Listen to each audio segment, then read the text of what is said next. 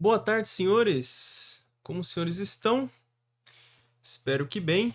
Esse vídeo eu estou gravando mais para fazer um teste nas ferramentas de tags do YouTube e também para abrir aí uma, um caminho para que os senhores possam indicar temas de vídeos para que eu faça, envolvendo o mercado financeiro, obviamente, matemática dos mercados financeiros, análise quantitativa, análise técnica, enfim, qualquer coisa correlata.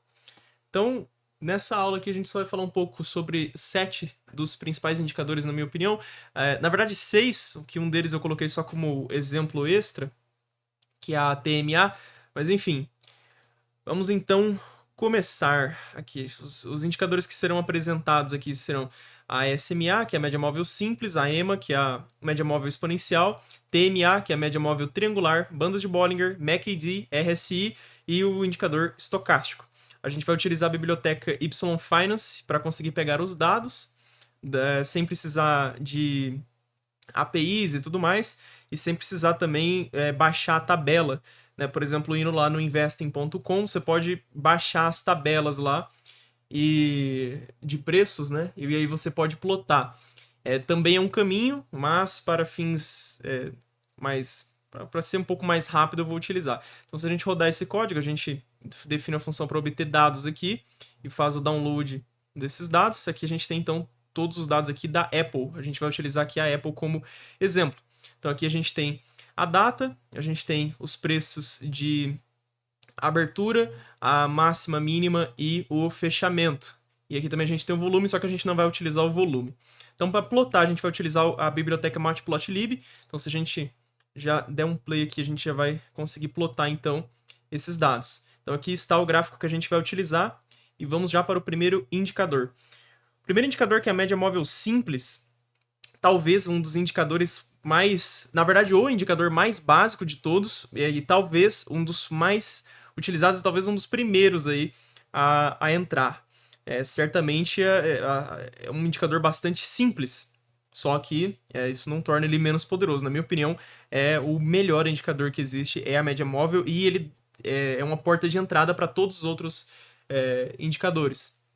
Então, a fórmula para calcular ele, por que é importante a gente saber a fórmula? Porque a gente precisa disso daqui para implementar nos códigos, né? Para você, se você quer ser um trader quantitativo e tudo mais, você precisa entender como é o cálculo de cada um dos indicadores para que você possa montar suas estratégias, seja em Python, C, R, whatever. Então, o cálculo dela pode ser feito dessa forma, explicando então o P1 mais P2 mais PN até PN, né? Sobre N. Então, é a soma de todos os preços de fechamento ali, de um determinado período, nos últimos N períodos, sobre N, que é o período. Também pode ser escrito como um somatório de 1 sobre N de I igual a 1 de PI. Essa daqui seria, então, a nossa média. Né? Seria o equivalente à média. Isso aqui é equivalente a esse cálculo aqui. Então, ele também pode ser escrito nessa forma de somatório. Então, é assim que funciona o cálculo. Então, você soma-se então os preços de fechamento dos últimos N períodos e divide o resultado por N. Para você, por exemplo, calcular então uma SMA de 10 dias, você somaria os preços de fechamentos dos últimos 10 dias e dividiria por 10. E aí você obteria o resultado dessa EMA. A de 20, você somaria os últimos 20 períodos, os últimos 20 fechamentos, e dividiria por 20, você obteria então a média. Ela é bastante utilizada porque ela consegue suavizar. Como ela é calculada dia após dia ou a cada 5 minutos, se você tiver um gráfico de 5 minutos, e dependendo do gráfico que você tiver, ela vai ser calculada em cima dos candles. Então, você vai ter uma linha que suaviza as flutuações do preço. Então, por exemplo, no livro do John D. Murphy, ele coloca que a premissa básica por trás da análise técnica é que os mercados se movem em tendências.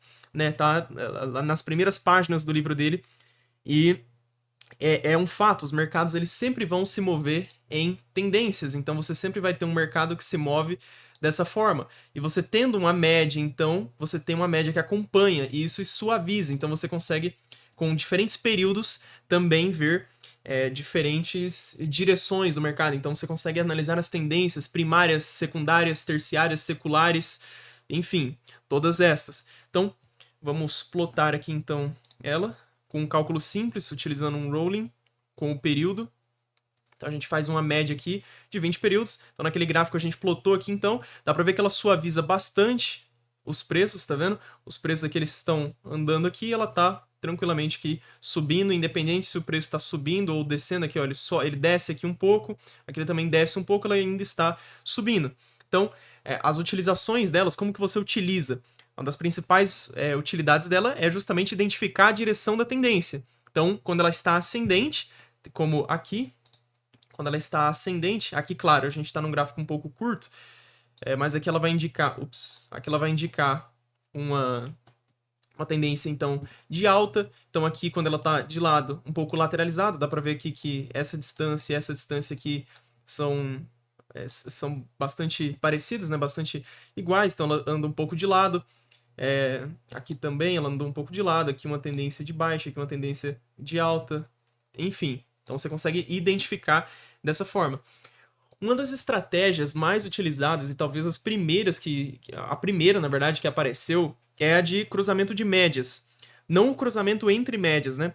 Mas, enfim, vou falar desses dois, na verdade. O primeiro é o cruzamento de médias. Então você consegue colocar, por exemplo, o cruzamento de duas SMA com diferentes períodos. Então uma de 8 com uma de 20, uma de 144 com uma de 160, uma de 111 com 160. Enfim, existem diversas estratégias dessa forma, utilizando. Então, por exemplo, o próprio Murphy ele também vai colocar, abre aspas aqui, né? Agora eu tô lendo aqui da página dele. Na forma mais simples, uma regra de cruzamento de MA opera sob a suposição de que os sinais de compra são gerados quando o preço atual da ação cruza sua média móvel de baixo para cima, enquanto os sinais de venda são gerados quando o preço da ação cruza sua média móvel de cima para baixo. A lógica por trás dessa interpretação é que se diz que uma tendência surgiu quando o preço da ação penetra na média móvel. Então, está na página 248 do livro dele.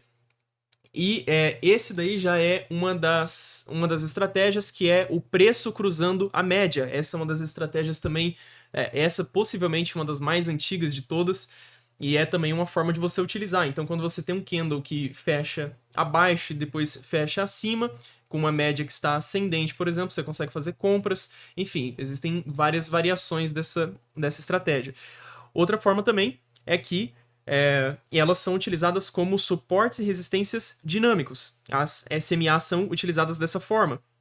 Então, ela vai, de forma um pouco mais didática, né, impedir, entre aspas, que o preço caia abaixo dela, e também vai atuar como resistência em tendências de baixa, impedindo, então, que o preço suba acima dela.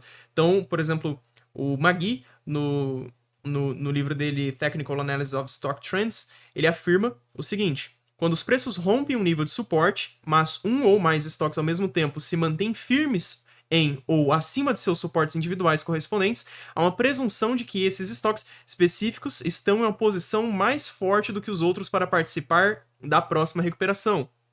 Isso está na página 252. Então você tem ela atuando como um suporte e resistência dinâmico. Aqui a gente não vai ter tantos exemplos dessa forma, mas, enfim, ela vai atuar, então, como um suporte e resistência dinâmicos. Então, dependendo também do nível dela, do número de toques, enfim, isso aí são outras. Então, a gente tratou duas estratégias aqui, né, com elas. Então, o cruzamento de duas SMAs, como uma de 10 e uma de 20, por exemplo, cruzando, se elas cruzam para cima, para baixo. Então, seria isso. E também ela como um filtro de tendência, né? Essas são as duas utilidades principais dela, então, como estratégia e como um filtro de tendência. Essa, na minha opinião, é a utilidade mais importante dela. Então, é isso. Vamos para a próxima. A próxima que a gente vai tratar é a média móvel exponencial. Assim como a SMA, ela também vai identificar a tendência do mercado, só que ela é um pouco mais ágil, ela é um pouco mais responsiva, porque ela tem um fator ela tem um fator de desconto que coloca mais peso sobre os preços atuais, sobre os preços do período atual. Então, ela vai acabar agindo um pouco mais com as flutuações, ela vai reagir muito mais rápido com as flutuações do mercado financeiro. Então, ela também funciona dessa forma. Então ela vai se diferenciar da seguinte forma: ela dá mais importância aos preços mais recentes na fórmula dela. Então, o cálculo dela é um pouco mais complexo do que o da SMA, porque ela é uma fórmula recursiva, né, que vai levar em consideração a EMA do período anterior e o preço atual com um fator de ponderação. Então, existe um fator de ponderação. Então, a fórmula geral dela seria, então, a EMA de hoje, né, de um período T, seria o preço atual vezes esse fator de ponderação, mais a EMA, né, de ontem ou do período anterior, vezes 1 menos esse fator de ponderação. O fator de ponderação, então, é dado por 2 sobre o número de períodos, n, né, que a gente está vendo aqui, o número de períodos n, mais 1. Então, por exemplo, você tem uma EMA de 10 períodos, o fator de ponderação seria 2 sobre 10 mais 1. E aí você teria 1 ponto alguma coisa, né? 1 ponto 18, então por aí. Então, você tem essa EMA que ela é um pouco mais precisa do que... um pouco mais precisa não, mas um pouco mais responsiva. E ela precisa também da EMA do período anterior para ser calculada. E aí, para o primeiro dia, a gente utiliza uma SMA, né? A gente utiliza uma SMA como uma EMA inicial. Só que isso aí vocês só vão ver se vocês forem programar, né? Na prática, vocês não vão perceber isso, essa necessidade. Mas, enfim, como o próprio Murphy diz, né, essas regras das médias móveis, elas são muito utilizadas e é uma das poucas regras de negociação que são estatisticamente bem definidas. Então, as médias móveis, elas são extremamente importantes. Então, vamos plotar ela aqui também. Então, ela é um pouco mais complexa. Aqui eu tive que fazer uma pequena gambiarra, mas vocês vão conseguir compreender. Então aqui em vermelho a gente tem a nossa SMA e em laranja a gente tem a nossa EMA. Então dá para ver que ela é bastante mais responsiva. Vocês conseguem ver que ela é muito mais responsiva. Então, enquanto aqui, por exemplo, a nossa EMA estava indo para baixo, né? Aqui, deixa eu ver se... Ó, a nossa EMA aqui estava indo... A nossa SMA, aliás, estava indo para baixo, o preço começou a ir para cima, a nossa EMA já respondeu instantaneamente. Ela respondeu quase que instantaneamente, né? Então, quando o preço começou a subir, ela também subiu, a nossa SMA subiu um pouco. Quando o preço já estava lá em cima, ela ainda estava descendo a nossa SMA, só que a EMA já começou a subir. Então, ela é um pouco mais colada no preço, mesmo tendo o mesmo período, ela é um pouco mais colada no preço e também serve como identificador de tendência. Como forma de sinal, ela tem que ser usada com um pouco mais de cuidado. Por ela ser um pouco mais reativa às flutuações do mercado, você tem, então, que ela pode gerar mais falsos sinais. Então, uma das formas de utilizá-la também como uma identificação de tendência, eu utilizaria uma EMA um pouco mais pesada, como uma de 50, para identificar tendências, por exemplo, toques nela, suportes e resistência. Também o cruzamento de médias é bastante utilizado entre duas EMAs, ou entre o preço e a EMA. E você também pode fazer essa comparação de divergência com o preço. Isso pode acabar acontecendo. Então, quando o preço e a EMA tem alguma divergência, pode ser um sinal de alerta também para uma determinada reversão desse movimento que o preço está fazendo. Então, as estratégias mais utilizadas com EMA vai ser o cruzamento de duas EMAs, né? Uma de 10 com a de 20, uma de 9 com 21, essas todas, e uma divergência entre a EMA e o preço. Também são estratégias aí bastante utilizadas. E assim como a SMA, ela também tem um certo delay, né? A gente tem que lembrar que todos os indicadores eles têm um certo delay em relação ao período atual. Tem que lembrar isso também. A nossa próxima média eu coloquei ela como apenas um exemplo aqui, tá? Eu coloquei ela como um exemplo que existem diversas outras médias e que você pode colocar diversos outros cálculos. A próxima aqui é a TMA, ou média móvel triangular. Essa daqui, como eu disse, é só um exemplo de outros tipos de médias. A TMA, ela seria uma espécie de primas, né, da SMA e da MA. Ela também filtra as oscilações de curto prazo e também consegue revelar as tendências. A TMA ela vai servir também para suavizar os preços 2 vezes. É assim que ela funciona. Ela vai criar uma linha mais suave ainda do que a SMA e a EMA. Ou seja, ela reduz ainda mais esse ruído, as oscilações. Então, para calcular, primeiro você calcula uma EMA de um determinado período, uma SMA, aliás, de um determinado período. Em seguida, você calcula a média móvel dessa SMA. Você calcula, então, uma média sobre médias. E aí, utilizando o mesmo período, obviamente. Então, por exemplo, você tem uma TMA de 10 períodos, você primeiro calcularia a SMA de 10 períodos, depois você calcularia a média móvel de 10 períodos dessa SMA. Então, você suaviza 2 vezes o preço. Então, é basicamente isso.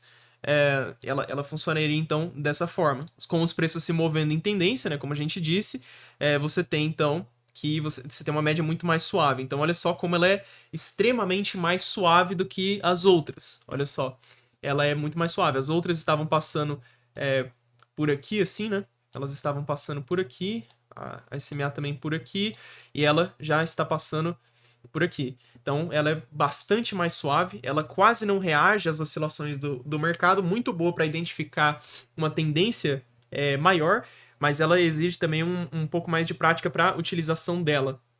Você precisa entender um pouco mais. Então, eu não vou entrar, mas também existem estratégias como o cruzamento de duas TMAs, você pode utilizar, e ela também como filtro de tendência, obviamente. Então, você pode utilizar, por exemplo, uma TMA de 20 como essa e uma de 50. O cruzamento delas pode ser uma estratégia, por exemplo. Então, é isso. E ela tem uma sensibilidade muito menor. Então, também tem que tomar cuidado para quem busca movimentos um pouco mais rápidos. Ela pode ser um pouco perigosa, também gerar sinais falsos. Então, ela é extremamente eficaz, mas ela exige um pouco mais de conhecimento para utilizar. Então, vamos agora para o próximo indicador. Bandas de Bollinger. Bandas de Bollinger que talvez seja também, junto com as médias móveis, um dos melhores indicadores que existem. Ele calcula o desvio padrão. Ele foi desenvolvido por John Bollinger e ele encapsula, né, a volatilidade do mercado. Então, diferente das médias móveis, né, que seguem o preço a uma distância fixa, as bandas de Bollinger, então, elas vão se expandir e contrair de acordo com a volatilidade, de acordo com o desvio padrão. Né? Então, eles vão ter uma representação visual um pouco mais precisa da dinâmica do mercado. Então, como é a fórmula. Então, a fórmula dela é a seguinte: você vai ter uma SMA, né? A SMA que é a que a gente já colocou antes, né? Que é dada por 1 sobre N vezes o somatório de I igual a 1 até N de PI, né? Dos preços aqui, então. E é somado a essa média, a uma SMA, um valor K, um escalar K, seja ele 1, 1.5, 2, que são o número de desvios padrão, né? Vezes o desvio padrão. Então você soma e diminui para você ter uma média, uma banda superior e uma banda inferior. Então você soma e diminui, você soma e subtrai o desvio padrão. O desvio padrão, por sua vez, nesse caso de amostra, é dado pela raiz de 1 sobre n-1 daquele mesmo somatório, né, de I igual a 1 até n, do teu x1, né, que seria os preços aqui, todos os preços, menos o min, né, que seria a média aqui, então, ao quadrado. Então, você tem isso daqui. Essa daqui, então, seria a fórmula, então, do desvio padrão. É calculado dessa forma. Nos livros, você coloca que elas foram as bandas. Então, por exemplo, o próprio Bollinger, no livro dele, não vou lembrar o nome, se não me engano, Bollinger Bollinger Bands, não vou lembrar, mas ele explica a lógica por trás da escolha dos 2 desvios padrão. Por que os 2 desvios padrão são os mais utilizados? Porque essas bandas com 2 desvios padrão são projetadas para conter a maioria, mas não todas as flutuações de preço. Isso ele diz também no livro dele, na página 27. Então, se eu não me engano, aqui embaixo eu coloquei nos testes... Aqui. Vou utilizar isso daqui. Eu vou utilizar esse gráfico aqui mesmo. Quando você tem, por exemplo, uma distribuição, seja ela normal, enfim, essas distribuições, você vai ter uma média. Essa daqui seria a tua média de retornos, então seria o teu um x com uma linha aqui, que seria a tua média, ou no caso de uma distribuição normal, seria o teu mi, né? Então, e você tem aqui os desvios padrão. Então, você tem aqui a um desvio padrão, por exemplo, se eu não me engano, 68,3%. Então, dentro desses dois aqui, para um lado e para o outro, ou seja, um desvio padrão para um lado e um desvio padrão para o outro, 68,3% das amostras estão contidas. E há 2 desvios padrão, mais ou menos aqui, isso seguindo uma distribuição gaussiana. Em outras distribuições, esses valores podem variar. Mas eu estou explicando aqui o conceito por trás do desvio padrão. E dentro de 2 desvios padrão, se eu não me engano, são 95,4% dos preços estão contidos. Os preços das suas amostras, né, dos seus retornos ali, estão contidos dentro de 2 desvios padrão. Ou seja, 4 ponto alguma coisa por cento só que vai estar fora desses 2 desvios padrão. Então, você tem... 3 desvios padrão, por exemplo, 99,7% estão dentro desses 3 desvios padrão. Então, o que não indica, por exemplo, como você não está tirando, né, esse cálculo de forma precisa, você está utilizando preço e tudo mais, não indica que, caso o preço bata na banda de Bollinger, você simplesmente faça a operação contrária, porque o próximo vai vir. Mas vocês entendem que, caso venha um valor aqui, a probabilidade maior, por exemplo, um valor nas extremidades aqui, um valor bem nas extremidades aqui, se tem um valor X alguma coisa aqui, a probabilidade maior é que ele volte para dentro que o próximo seja dentro dos desvios padrão, porque tem uma chance de 0,3% só dele vir para fora disso daqui, e tem uma chance muito maior dele ficar aqui dentro. Então você tem probabilisticamente, então, uma chance muito maior de que eles fiquem dentro, né? A maior parte dos preços, então, está contido dentro de 2 desvios padrão. 3 desvios padrão mais ainda, né? 99,7% dos preços estão contidos. A 4 desvios padrão, então, eu acho que se você colocar uma banda de Bollinger de 4 desvios padrão de um período um pouco longo, de um período curto, por exemplo, eu acho que você nunca veria o preço tocar nessa quarta banda ali superior. Então, voltando lá à nossa banda de Bollinger, vamos plotar ela, né? Vamos plotar ela aqui. Aqui está. Então, é dessa forma aqui que ela se assemelha. Então, dá para ver aqui claramente que os preços estão 95,4%, até mais aqui nesse caso, dentro. Então, por exemplo, aqui ele está dentro.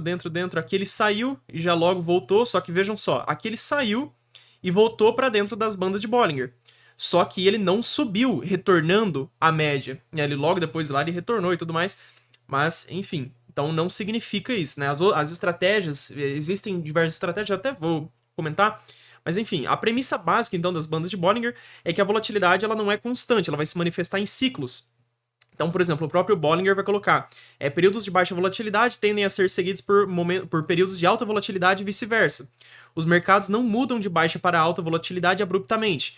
Então, as bandas de Bollinger vão servir para capturar justamente essa dinâmica, que elas vão se expandir durante períodos de alta volatilidade e se contrair durante períodos de baixa volatilidade. Então, ela te fornece um guia visual para esse tipo de coisa. Então, por exemplo, quando as bandas se afastam para ambos os lados, então aqui, por exemplo, quando ela começou a se afastar para um lado e se afastando para o outro, depois de um período onde os preços estavam um pouco mais comprimidos, seria, por exemplo, uma entrada aqui, né, para você fazer uma entrada de venda e não de compra, né? A melhor coisa que você pode fazer com as bandas de Bollinger não é... Claro, se você tiver num mercado, por exemplo, como o de Forex, eu também quero trazer vídeos sobre as peculiaridades de cada mercado, o que você pode operar, qual mercado é melhor você operar tendência, qual mercado é melhor você operar reversão e tudo mais. No mercado, por exemplo, como o de Forex, pode ser interessante você fazer essas estratégias num período considerável para você conseguir pegar essas flutuações com determinados limites aqui. Então você conseguiria plotar aqui uma média, quando o preço bater aqui você vende, quando o preço bater aqui você compra, você consegue fazer esse tipo de coisa no mercado de Forex.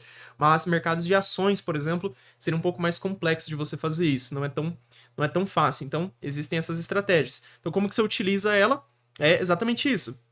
Então, por exemplo, a largura dessas bandas aí vai indicar, então, o nível de volatilidade do mercado. Então, quanto mais largas, maior a volatilidade. Quanto mais estreitas, baixa a volatilidade. Então, o próprio Murphy vai colocar, abre aspas, quando a volatilidade dos preços aumenta, a reversão se torna provável. Essa tendência é visualizada com as bandas de Bollinger. As bandas aumentam à medida que a volatilidade aumenta e se contrai à medida que diminui. Então, o Murphy, na página 30 do livro dele, do Technical Analysis of the Future Markets, vai colocar dessa forma.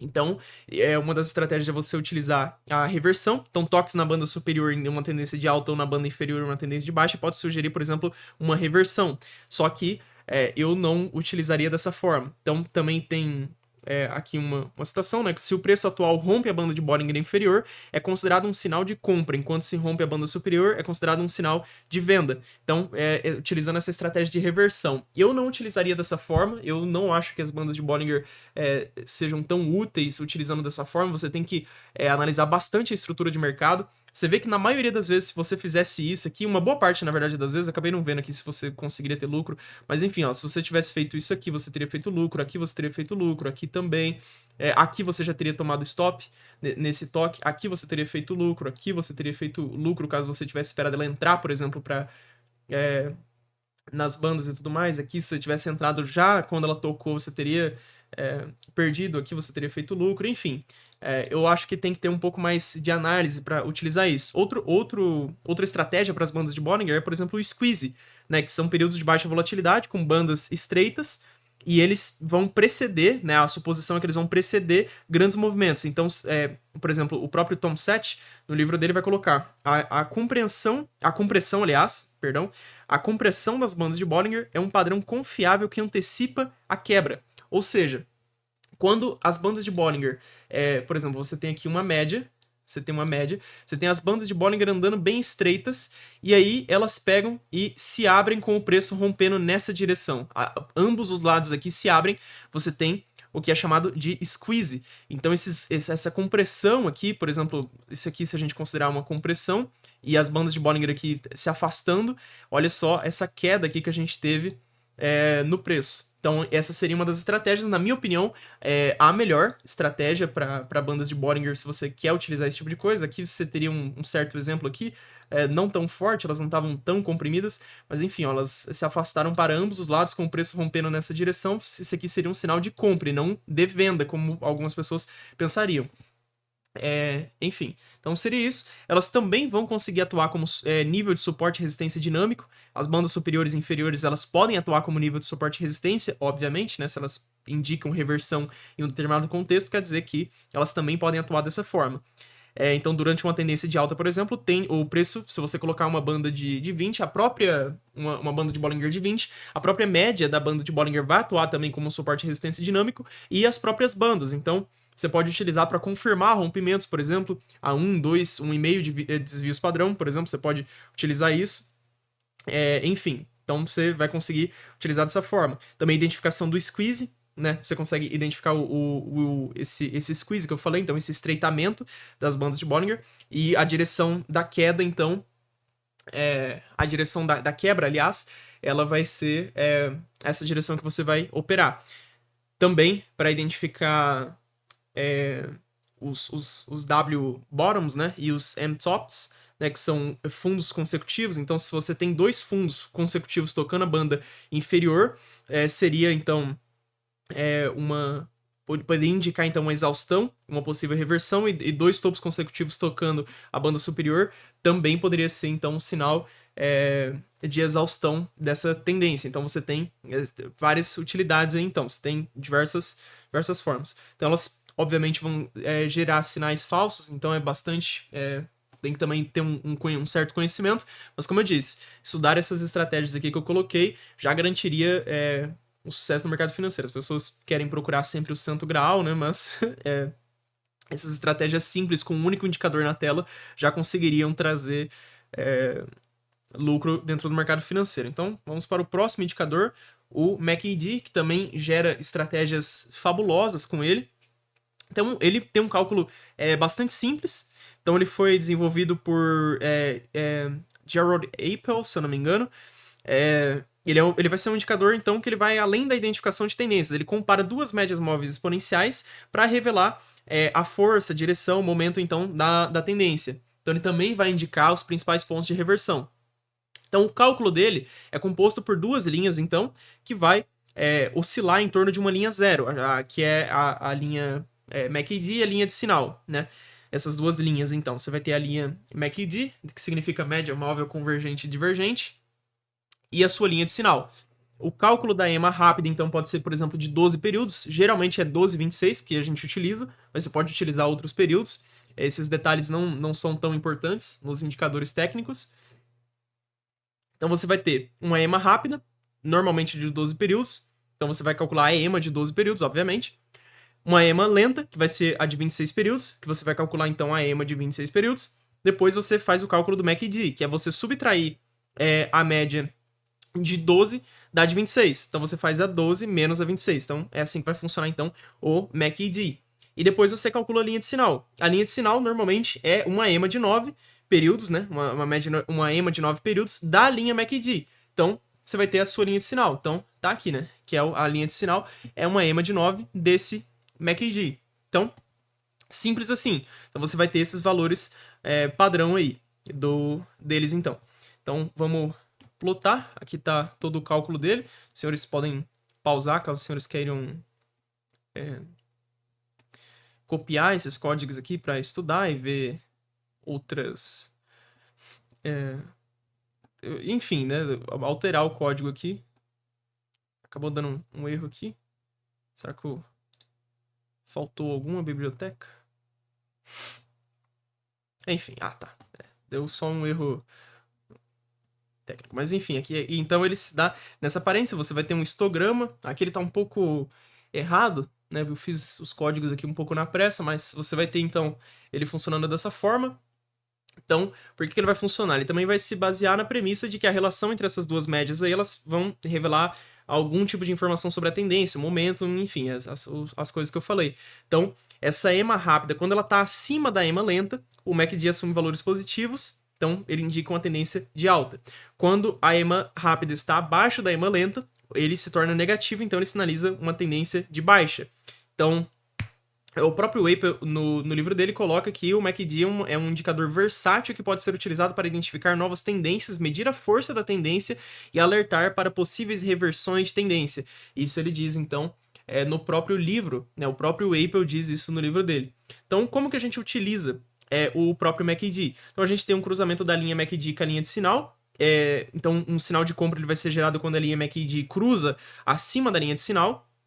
Por exemplo, aqui, né? Você tem aqui a linha MACD, cruzando a azul é a linha MACD e a vermelha é a linha de sinal. Então, quando ela cruza aqui, seria um sinal, então, de compra. E aqui a gente tem aqui, por exemplo, alguns sinais de entrada, né? Olha só, se tivesse feito aqui, você teria conseguido comprar, aqui você teria conseguido vender, o preço também caiu, aqui você teria conseguido comprar, enfim, né? Deixa eu só marcar aqui para os senhores verem aqui, que são esses valores aqui. Deixa eu pegar uma linha reta, né? Então, olha só, você teria feito essas operações aqui. Então, olha só. Os cruzamentos aqui, então, geraram estes sinais. Então, você tem esse tipo de estratégia. O mesmo Tom Seth dos outros indicadores, né? Do livro dele, ele coloca que o MACD é um indicador de momentum que mostra a relação entre duas médias móveis exponenciais de preços. Então, é exatamente isso. Então, a gente tem ele unificando duas médias móveis e nos dando esses sinais. Outra forma de operar seria com a divergência entre o MACD e o preço, como a gente vê aqui, por exemplo, com o preço fazendo fundos descendentes e o MACD fazendo fundos ascendentes. Então você tem essa reversão aqui, que seria um possível sinal de compra aqui, porque ele estaria perdendo então. Então seria também um importante sinal. Então uma divergência que seria bearish ocorre então quando o preço faz topos, novos topos, só que o MACD não acompanha, formando topos então mais baixos. E uma divergência bullish, que é essa que a gente vê ali, é quando o preço faz novos fundos, mas o MACD não confirma o movimento, formando fundos mais altos. Então, aqui a gente vê claramente que foi um sinal de alta, né? Então, a gente tem aqui esse sinal e os preços formando isso. Então, daria sim para fazer esse tipo de operação, comprando aqui e também comprando aqui. Então, esse seria uma das formas também. Esse histograma também, ele vai mostrar a diferença entre a linha MACD e a linha de sinal. Então, as barras positivas indicam que o momentum da alta está aumentando e barras negativas sugerem que o aumento do momentum o aumento do momentum da baixa, da tendência de baixa. Então as barras então que diminuem de tamanho indicam uma perda de momentum. Então você também consegue acompanhar esse tipo de coisa e você consegue ver justamente esse momentum, né, que seria o ímpeto do preço. Então tem essas estratégias, então essas duas estratégias, divergência e cruzamento, essas duas são muito boas. Outras também, numa tendência, por exemplo, de baixa, numa tendência de baixa, você procurar sinais como ele passar a linha zero, essa daqui é chamada de linha zero, ele passar, as linhas cruzarem para cima e antes de cruzarem a linha zero para cima novamente, eles cruzarem para baixo novamente. Então, quando ele fizer esse cruzamento para baixo, você, por exemplo, aqui, você faria uma venda, caso ele esteja numa tendência, então, de baixa, né? Então você teria feito uma venda aqui. Essa também é uma estratégia bastante útil em, por exemplo, criptomoedas e tudo mais, e coisas que tem uma tendência um pouco mais consolidada, você consegue fazer esse tipo de operação. E é muito útil, uma das melhores estratégias. Vamos aqui agora para o próximo. O próximo indicador, então, é RSI. Não costumo utilizar, mas eu entendo que ele é muito bom. É um dos melhores indicadores também. Mas o próximo eu prefiro muito mais. Enfim, ele foi desenvolvido então pelo o Alice Wilder e é também um oscilador de momentum que mede a magnitude das recentes mudanças de preço para avaliar então essas condições de sobrecompra e ou sobrevenda de um determinado ativo. Então, diferente de outros indicadores ali que vão se concentrar na direção da tendência, o RSI ele vai buscar a força do movimento, sinalizando então quando o mercado está cansado, propenso para uma correção ou para até mesmo uma reversão. Então o cálculo dele é apresentado numa escala de 0 a 100, com valores acima de 70 normalmente indicando uma sobrecompra e valores abaixo de 30 normalmente indicando uma sobrevenda. E o cálculo dele é realizado em um determinado período específico. Também, não precisa entrar em detalhes, normalmente vão ser 14 dias ou 9 dias, né? 14 ou 9 períodos. Então, eles vão envolver a comparação da média dos ganhos com a média de perdas nesse período. Então, perdão, senhores, eu tive que sair e voltar agora. E quando eu voltei a gravar, eu percebi que o meu áudio não estava sendo gravado. Eu estava com o microfone mutado. É uma brincadeira, né? Mas vamos continuar então de onde eu parei. Então, estávamos na fórmula do RSI. Então, a fórmula dele é a seguinte: o RSI vai ser igual a 100 menos 100 sobre 1 mais o RS. O RS, então, vai ser a força relativa, né? Relative Strength. Então, ele vai ser calculado através da razão da média dos ganhos nos últimos N períodos pela média das perdas nos últimos N períodos. Então, é assim. Então, é essa a razão. Então, o próprio Wilder, no livro dele New Concepts in Technical Trading Systems, ele vai explicar, então, que o RSI mede a força interna de um mercado, comparando os movimentos de alta com os movimentos de baixa. Isso na página 50 do livro dele. Ele enfatiza, então, que o cálculo do RSI, perdão, ele vai utilizar essas médias exponenciais suavizadas para reduzir o impacto de grandes variações do preço e criar um mercado mais estável, né? Criar uma análise de mercado mais estável. Aqui, a gente ia rodar esse código aqui, mas já rodei na parte que era para ser o vídeo. Então, como que ele funciona? Ele vai se basear na premissa de que os mercados, mesmo em tendências de alta ou de baixa, eles não vão se mover em linha reta.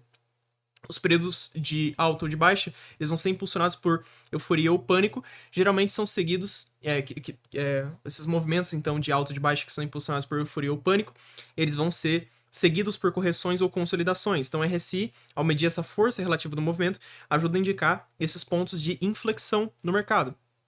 Então, como você utiliza ele? O Wilder, no livro dele, vai definir as zonas de sobrecompra e sobrevenda como acima de 70 e abaixo de 30, respectivamente. O Tom Sett, no livro Practical Trend Analysis, vai reforçar o conceito que o RSI mede a velocidade, a mudança dos movimentos de preços oscilando entre 0 a 100 para indicar condições de sobrecompra ou sobrevenda. No entanto, ele vai ressaltar também que essas zonas elas podem ser ajustadas para 80-20, né, para 80-20 ou 60-40, dependendo do perfil do mercado. Então, uma RSI acima de 70 vai sugerir que o mercado está sobrecomprado e propenso a uma correção para baixo, enquanto a RSI abaixo de 30 vai indicar um mercado sobrevendido suscetível a um movimento de alta.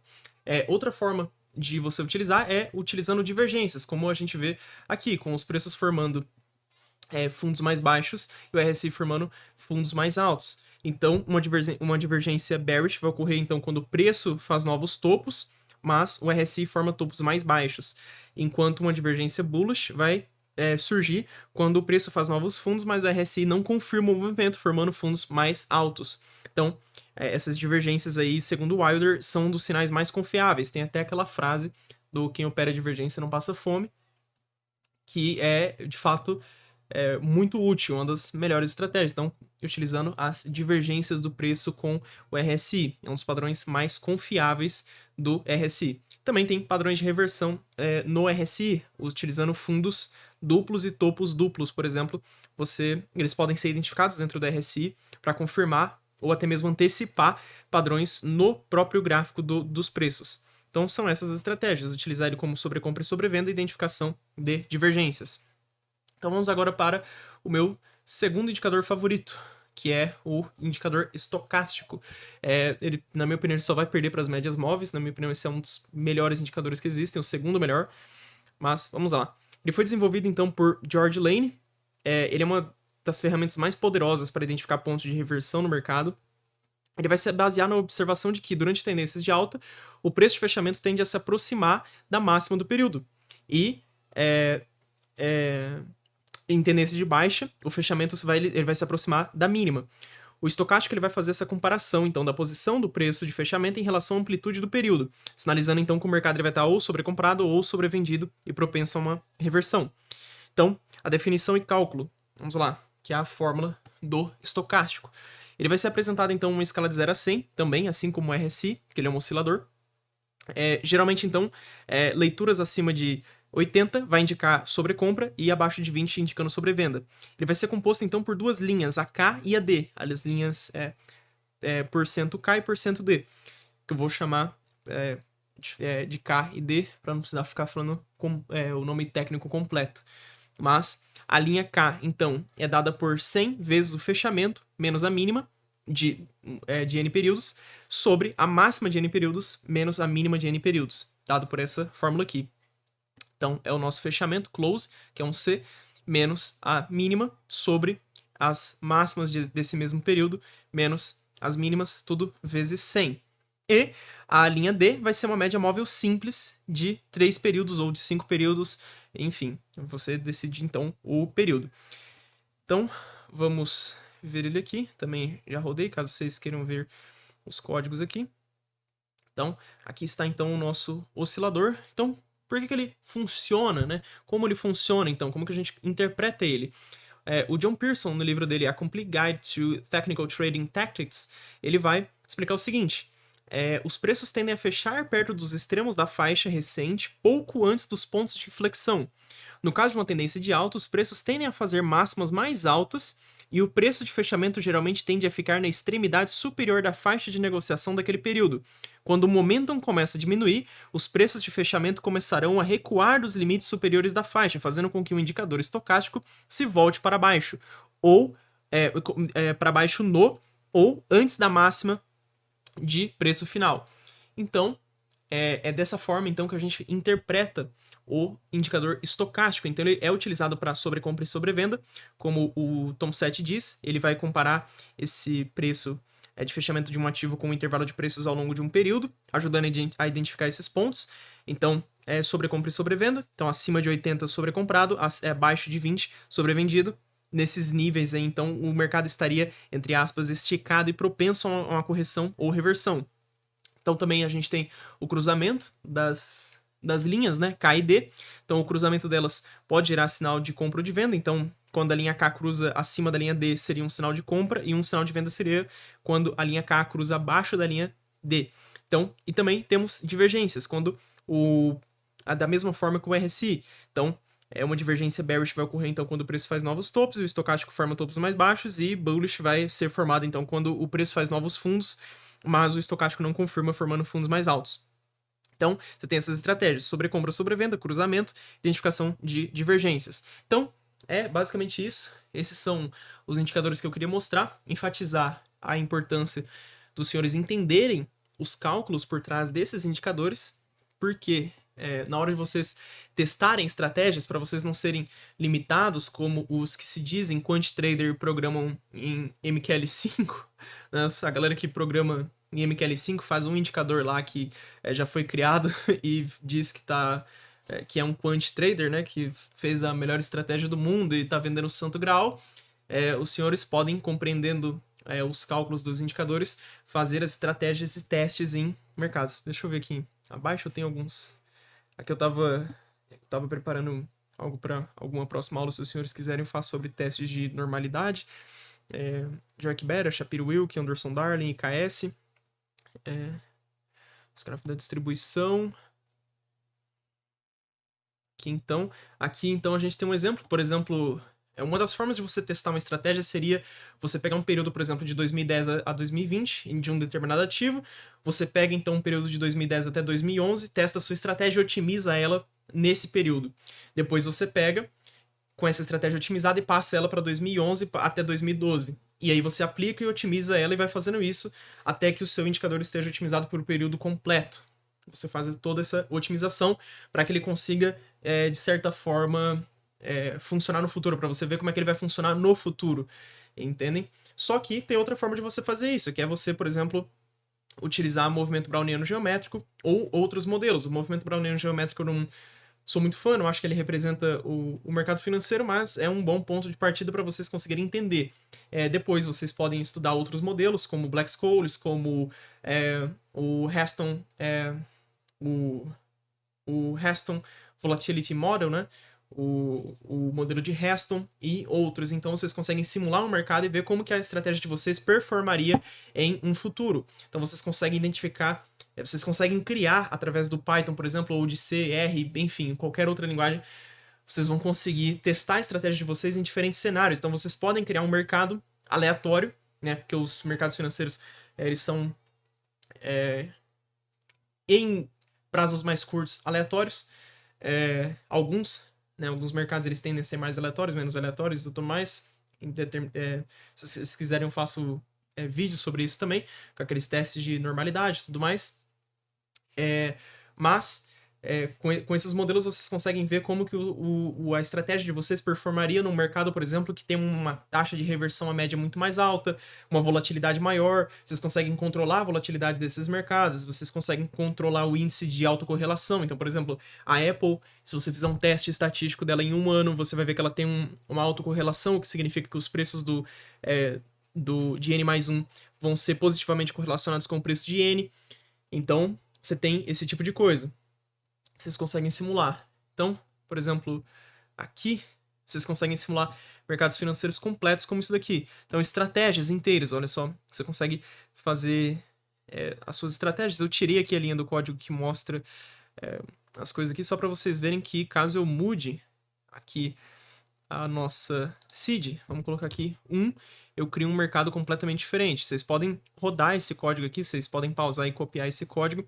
Vocês vão ver que ele é 100% aleatório, né? Quer dizer, 100% aleatório não. Mas enfim, vocês conseguem então gerar diversas situações de mercado e testar a estratégia dos senhores utilizando isso. Aqui a gente consegue ver como que seria esse mercado então funcionando como médias móveis. Então, um mercado aleatório.